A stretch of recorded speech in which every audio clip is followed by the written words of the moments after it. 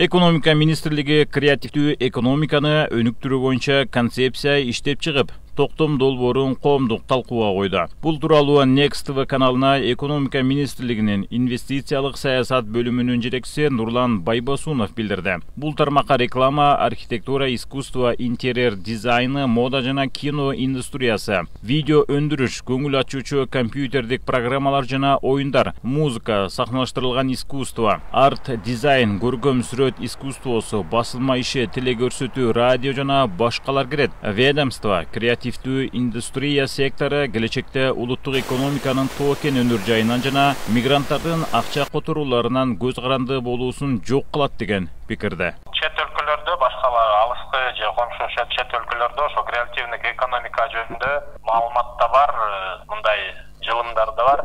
Ар кандай жаңы идеяларды именно экономиканын жаңы жолдор менен кандай өндүрүш керек, эски эмелерге кайта кайрылбай, именно жаңы инновационный, креативный, цифровой экономиканы түзүш үчүн, өндүрүш үчүн ошондой жолдор бар да. Бул ноу-хау, интеллектуальная собственность, разработкалар ошолорду кантип экономикага киргизип, колдонуп, болушунча экономиканы өндүрткөн үчүн ошондой жолдорун биз азырда издеп атабыз да.